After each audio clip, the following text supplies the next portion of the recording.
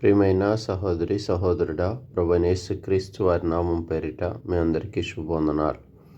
ఈ ఉదయకాలము పరిశుద్ధ గ్రంథంలో నుంచి దేవుని లేఖనాలలో ఇవ్వబడిన వాగ్దానమును బట్టి యోహాను రాసిన మొదటి పత్రిక 2వ అధ్యాయము 15వ వచనాన్ని ధ్యానాంశంగా తీసుకుందాం. ఈ లోకమునైనను లోకములో ఉన్న వాటినైనను ప్రేమింపకుడి. ఎవడైనను లోకమును ప్రేమించిన ఎడల తండ్రి ప్రేమ వానిలో ఉండదు. సహోదరి సహోదరుడా, మనం ఈ లోకంలో ఉన్నాం, లోకంలోనే జీవిస్తున్నాం.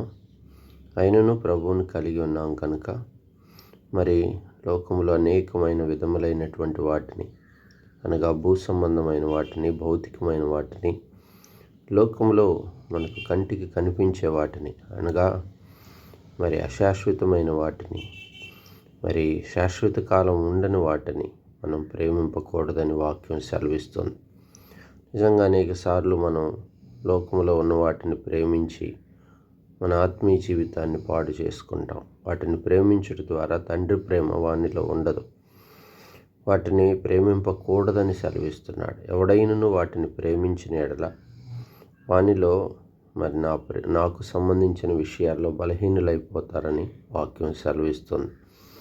కనుక మనము లోకములో ఉన్న వెండి బంగారములు, మరి డబ్బు, ఇంకా భౌతికమైనవి, భూములు, ఇండ్లు, మరి వీటిని ప్రేమించుకుంటూ మరి మనకు కలిగిన సంతానం, వాటిని ప్రేమిస్తూ లోకంలో మనం బ్రతికితే దేవునికి అయిష్టలుగా అవుతాం.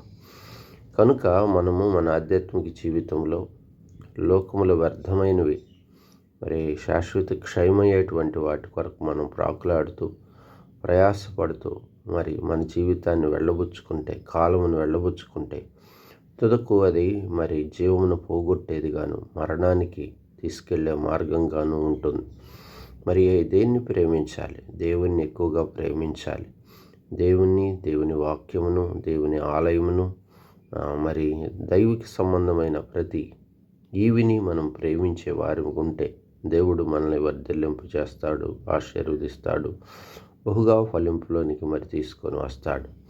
చాలామంది వాళ్ళ ఆధ్యాత్మిక జీవితంలో దేవుని కలిగి ఉన్నప్పటికీ మరి దేవుణ్ణి ప్రేమించక, దైవిక ప్రేమ కలిగి ఉండక, మరి మొదటి యోహాను రాసిన పత్రిక అంతా కూడా దేవుని ప్రేమను గురించి అనేక సార్లు గుర్తు చేస్తాడు.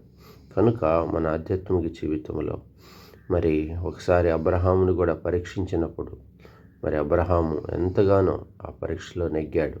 ఒక్కగానొక్క కుమారుణ్ణి ప్రేమిస్తున్నాడేమో అని దేవుడు పరీక్షించినప్పుడు, లోకంలో వాటిని ప్రేమిస్తున్నాడేమో నేను ఆశీర్వదించాను కనుక అని ఆ పరీక్షలో అబ్రహాము గెలిచిన వాడిగా ఉన్నాడు. అందుకే అబ్రహాముకు మరలా తిరిగి రెండోసారి కూడా దేవుడు వాగ్దానం చేస్తాడు, తప్పక నేను నిన్ను ఆశీర్వదిస్తాను, ఎందుకంటే నీకు నేనంటే భయం ఉన్నది, నన్ను ఎక్కువగా నువ్వు కలిగి ఉన్నావు, నన్ను ఎక్కువగా ప్రేమిస్తున్నావు.